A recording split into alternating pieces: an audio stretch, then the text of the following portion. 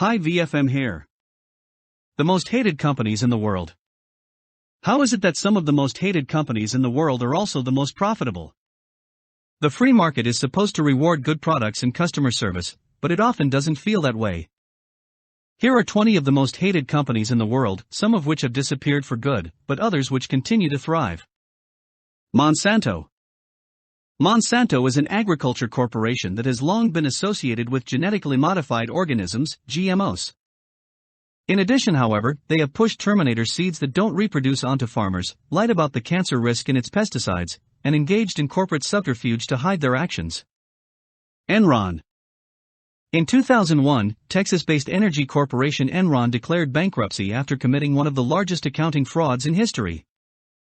Eventually, executives Kenneth Lay and Jeffrey Skilling were found guilty of fraud and conspiracy, but regulators and credit agencies were also accused of negligence, allowing the $63 billion company to collapse, leaving shareholders and employees in the dust.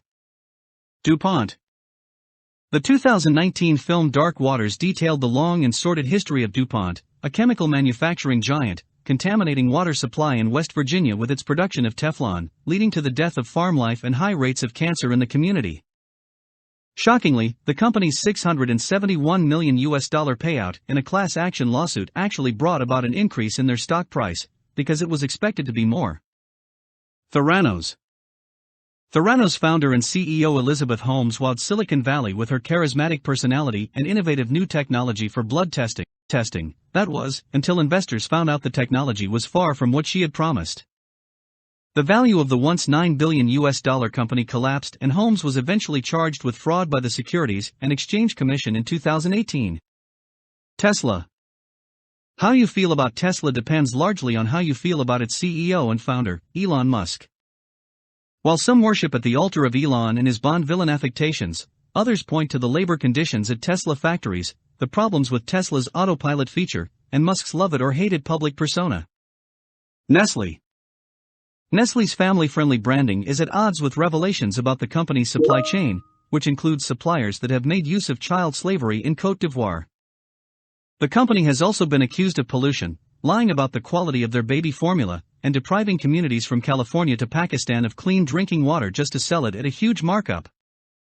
Facebook.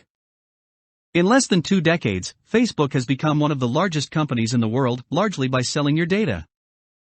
CEO Mark Zuckerberg and the social media giant has come under fire for their less than stellar handling of the 2016 presidential election in the United States, which saw unscrupulous advertisers use this data to create polarization and division among voters.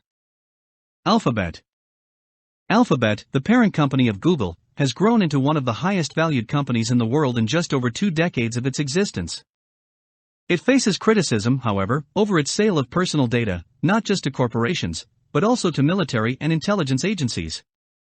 It doesn't help that the company literally removed the words "Don't be evil" from its code of conduct in 2018. United Airlines. Air travel is nerve-wracking and stress-inducing, so it doesn't help when the company you travel with has a notorious track record for poor customer service. In 2018, a United passenger was literally dragged off an overbooked flight, and the resulting viral video cost the company $250 million when it cratered their stock. Philip Morris. Tobacco are still big business, but the industry has taken a significant slide since it was revealed that tobacco is seriously harmful. Philip Morris, the manufacturer of Marlboro, has routinely been accused of denying or downplaying the scientific consensus on smoking and the damage it has caused to millions of people, but it continues to oppose scientific findings. Sears.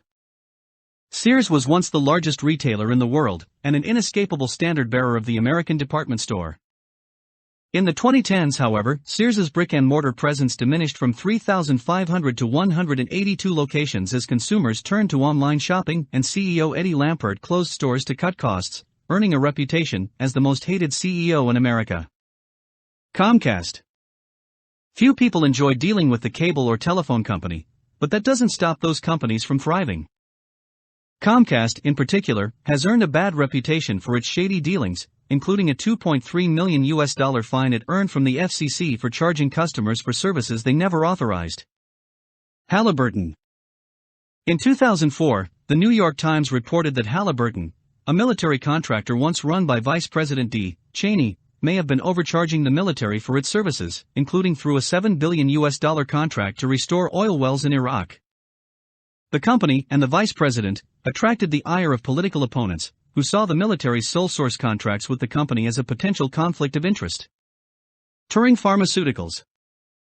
In 2015, Turing Pharmaceuticals CEO Martin Shkreli became the poster boy for an out-of-control pharmaceutical industry by jacking up the price of Daraprim, an AIDS medication, from $13.50 to $750. After embracing his notoriety in the media and being dubbed Pharma Bro, Shkreli was later convicted for a number of financial crimes, but Turing Pharmaceuticals lives on under a new name, Viara. By saying this, I will meet you guys in next video.